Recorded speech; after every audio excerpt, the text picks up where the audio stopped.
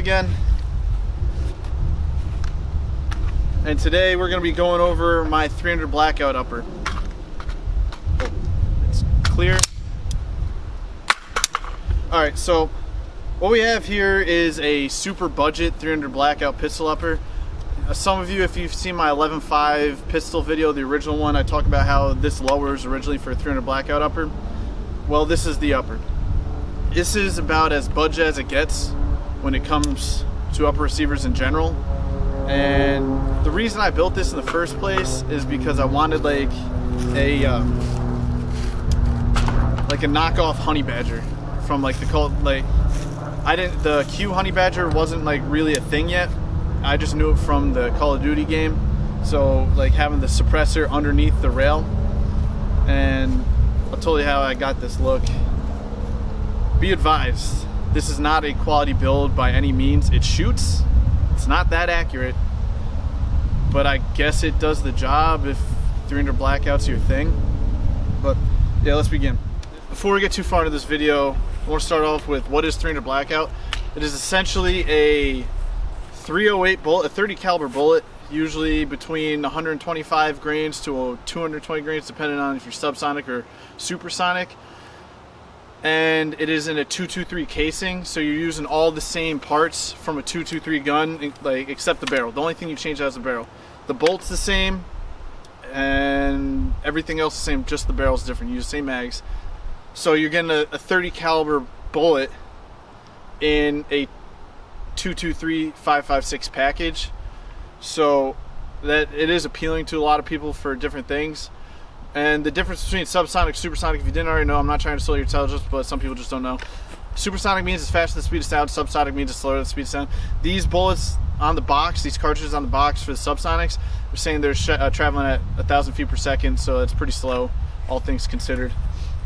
But yeah, a lot of people like the idea of 300 Blackout for like home defense because it's moving slower, won't go through as much stuff with subsonics, and it's really quiet in suppressors.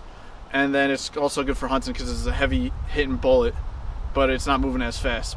But mind you, it is more expensive. This upper here was a stripped keyhole forged upper. I forget the brand that it was. I just searched for like really inexpensive uppers, and I think I paid like 30 bucks for it. It doesn't have a dust cover and it doesn't have a forward assist, just a brass deflector. Does that really make a difference? To some people, no. To me, I've noticed when I was doing press checks that I would kind of get myself in a world of hurt in, and like and wouldn't get back in, then I'd have to drop a mag out and do all sorts of other crazy shit. But would I buy another one of these? Probably not.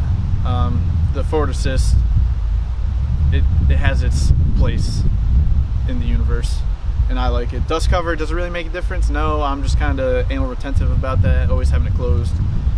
Army will do that to you. Right now in here, I have actually a Colt bolt carrier group and guys, the airborne charging nail that I pulled on my URGI because I sold that upper. But yeah, that's definitely not staying here. That's for something else that's coming in the future. Up top here, I have a Vortex Spark AR.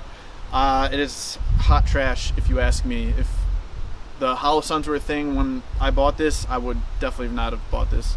But it's a red dot for a budget gun, so I guess it fits on here.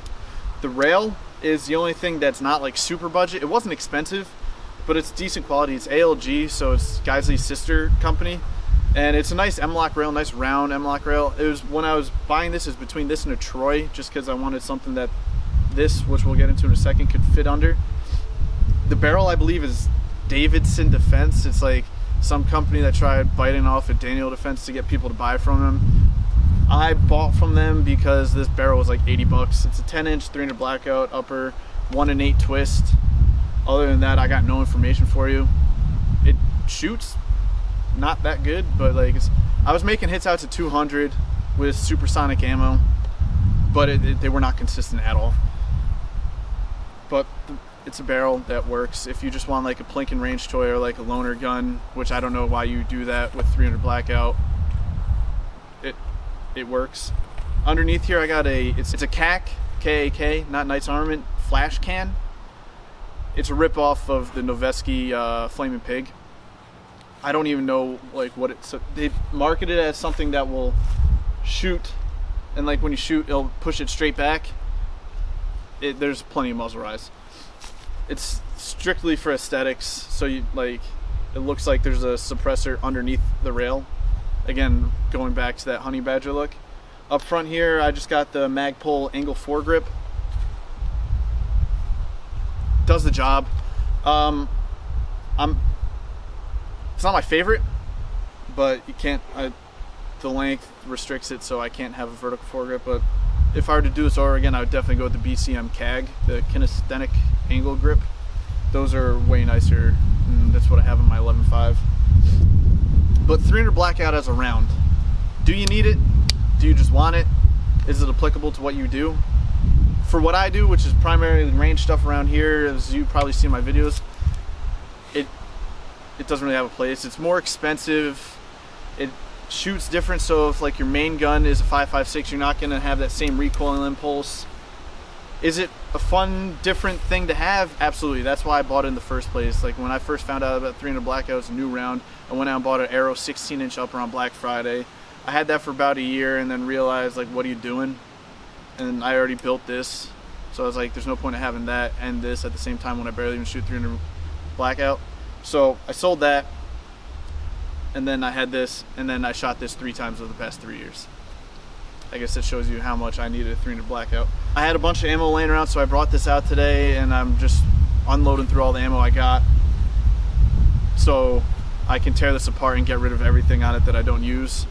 Namely the barrel, which I'm probably going to do a giveaway at 2,000 subscribers, so keep an eye out for that, and I'll just be giving away the barrel if you want it. We'll dive more into that when the time comes. The rail I'll probably keep as like a backup for something, but it's a 13-inch rail, decent. The CAC flash can thing I'll give away with the barrel. I'll even put the gas block and gas tube with it. The upper, I don't know what I'm going to do with this, because like I'll probably end up just selling it, and then this I'll sell on the cheap too. But yeah, guys, if you're into hunting, like hunting pigs, I feel like 300 Blackout would be the tits, because it's got a lot of stopping power, and if you got some suppressors too, that'd be perfect for pigs because they won't hear you coming, literally. But yeah, if you're not shooting suppressed with subsonics, if you're not hunting with it, if you're not using it for home defense, which you can leave those boxes all open for me because I'm not checking any of them. You don't need it. If you're doing all that, 300 Blackout is right up your alley. A lot of people like to do hand loading with it. I can't be bothered with that right now because I'm going precision rounds, but we're going down another rabbit hole. Anyways, guys, 300 Blackout, not for me. Is it for you? That's for you to decide. Thanks for checking out the video. If you liked it, make sure you hit like. If you didn't like it, make sure you eat a dick. And if you got any questions about this upper, or like should you buy 300 Blackout or why not, drop in the comments. I'll answer to the best of my ability. Check out my other videos, which will be listed here and here. If you haven't subscribed, do that. And I'll see you next time with hopefully something way more exciting than this. Peace out.